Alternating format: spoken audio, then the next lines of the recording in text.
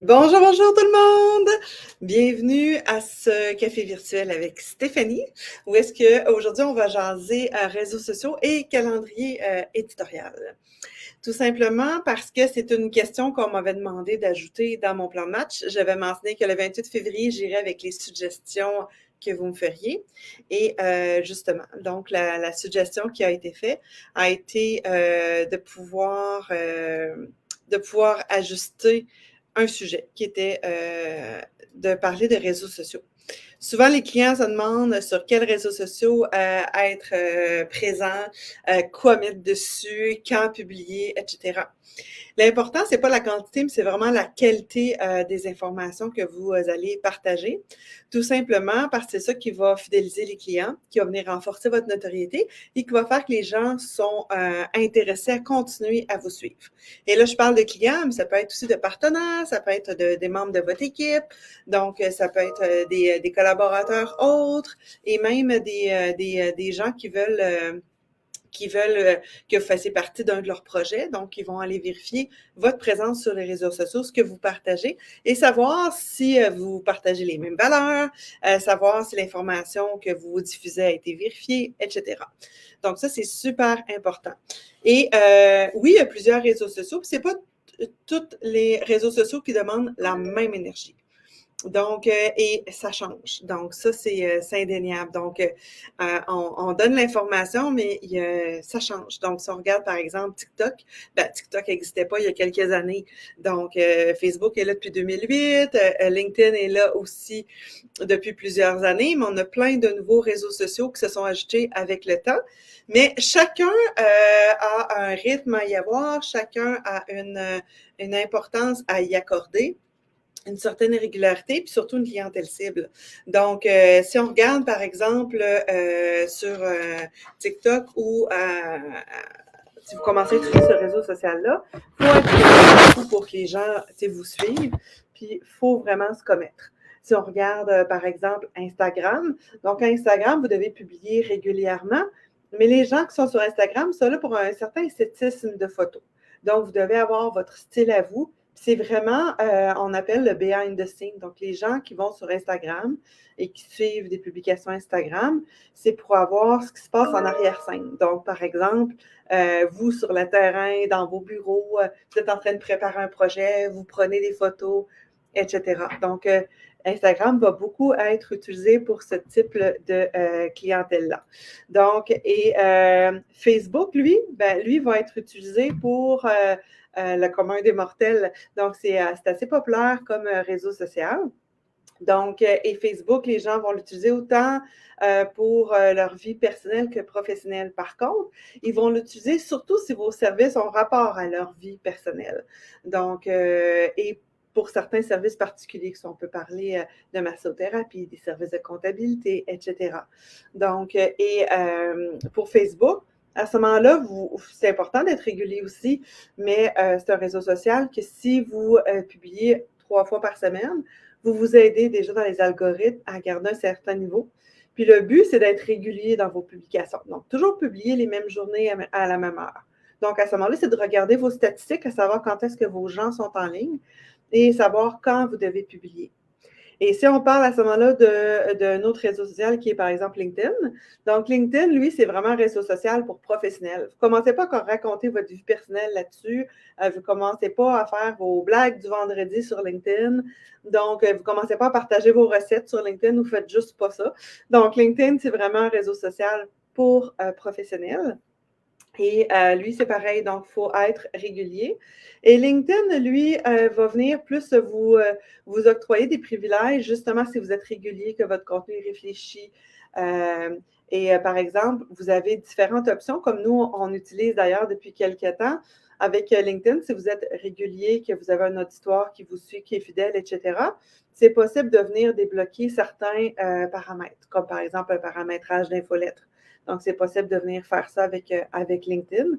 Et depuis la semaine dernière, c'est même possible de programmer les infolettes parce que, croyez-moi pas, LinkedIn permettait de faire des infolettres à même sa plateforme, mais il fallait être là pour peser sur le piton. Donc, si on voulait, par exemple, faire l'envoi de notre infolette à 6h30 le matin, ben, il fallait être là pour peser sur le bouton. Et LinkedIn, vu que c'est une clientèle d'entrepreneurs, donc les grosses heures d'affluence, si on peut dire, sont juste avant les heures de bureau. Donc, de 6h30 jusqu'à comme 9h, après ça, un petit boom sur l'heure du dîner et en fin de journée. Il y a toujours des gens qui travaillent avec leur LinkedIn ouvert. Moi, d'ailleurs, c'est ce que je fais. Je l'ai toujours sur ma fenêtre. Là, pourquoi? C'est parce que c'est vraiment le réseau social pour mon entreprise. On a un beau volume de notre chiffre d'affaires qui vient de références sur LinkedIn. Donc, ça, c'est important à savoir. Pour Instagram, si je reviens à Instagram, au niveau des statistiques, Instagram a quand même évolué. Il fut un temps où la clientèle Instagram était très jeune. Donc, il y a un 33% maintenant de la clientèle Instagram qui est vraiment entre 30 et 49 ans. Donc maintenant, il y a de la clientèle professionnelle qui est sur Instagram, beaucoup plus qu'il y a 2-3 ans. Donc, c'est quand même important à pouvoir à tenir à prendre en considération. Excusez mon bafouillement. Et pour Facebook, ben, c'est vraiment pour augmenter votre visibilité puis venir renforcer votre notoriété que vous allez utiliser.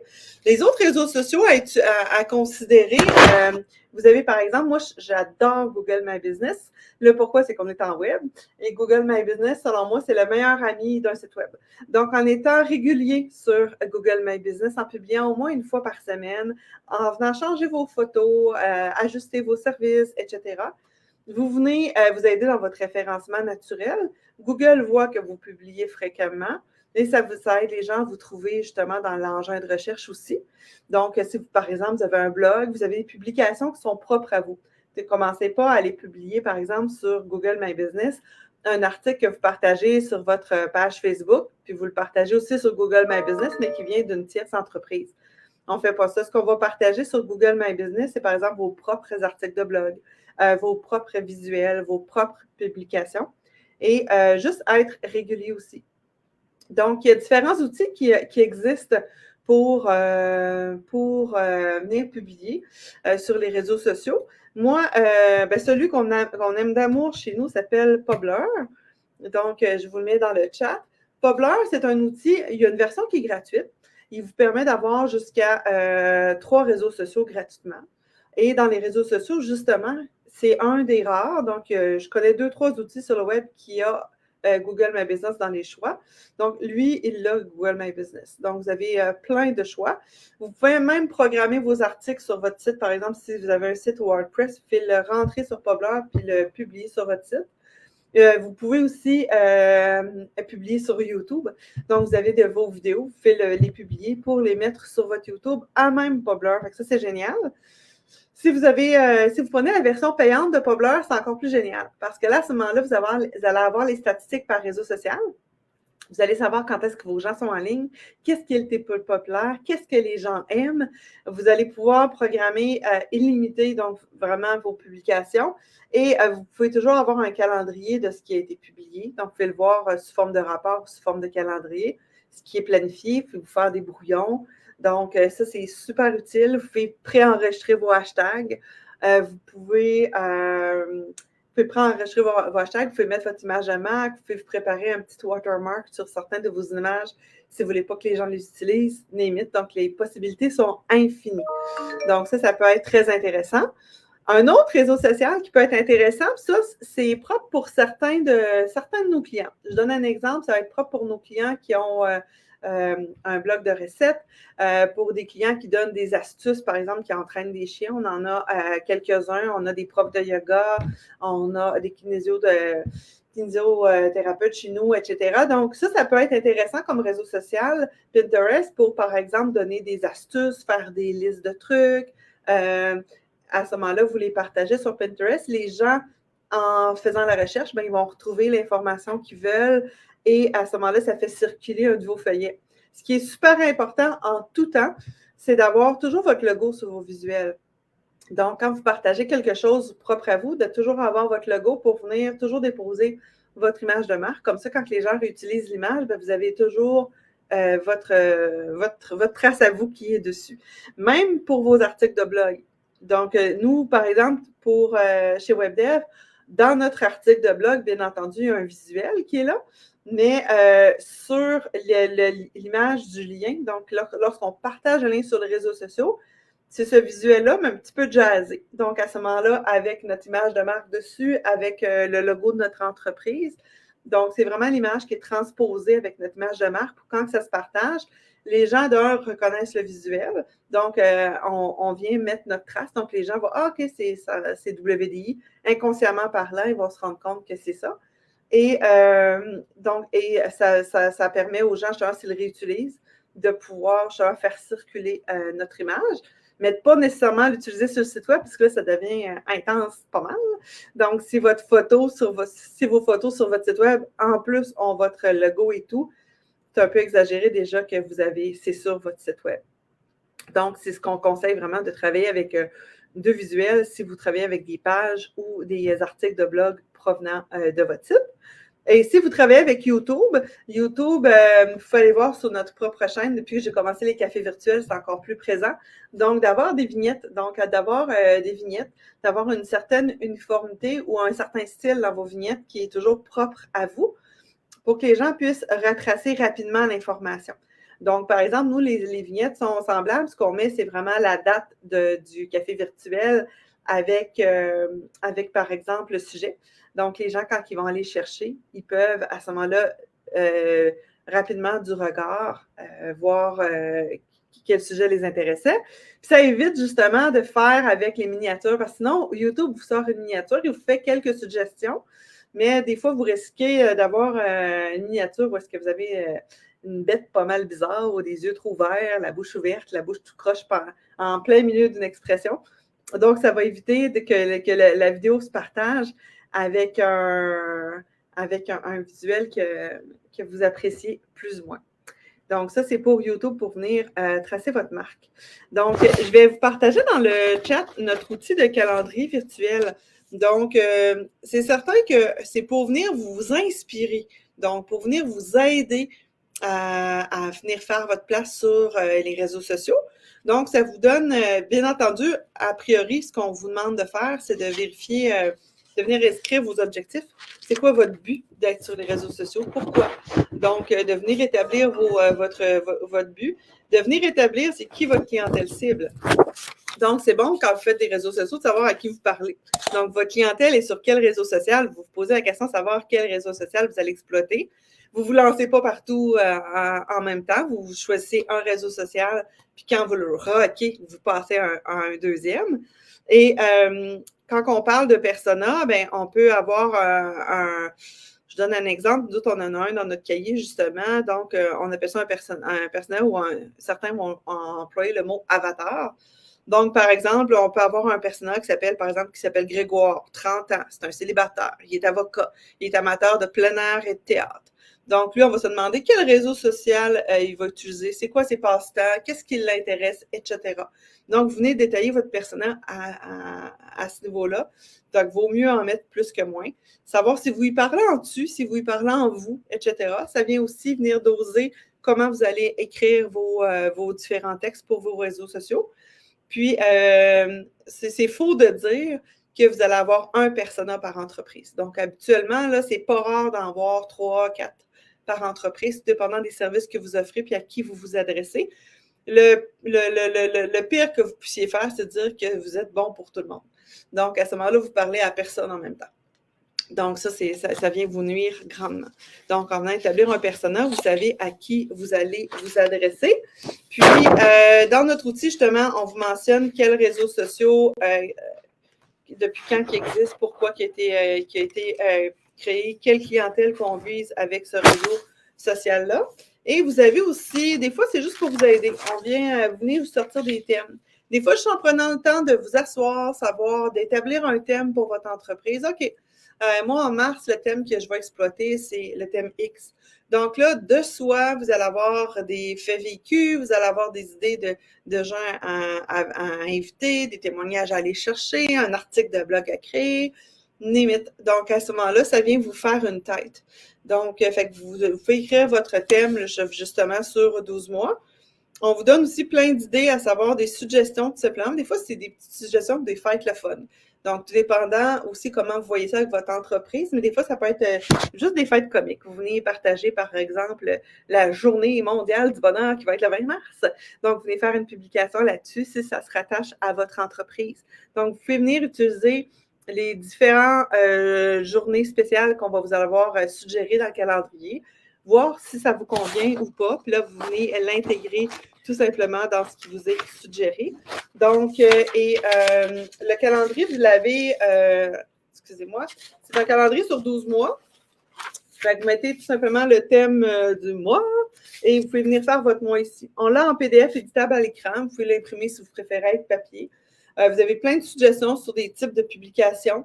Et à ce moment-là, vous pouvez le débuter quand vous voulez. Donc, pas parce qu'on est rendu le 28 février que vous ne pouvez pas débuter le calendrier. Donc, et tous les mois, on donne un petit défi.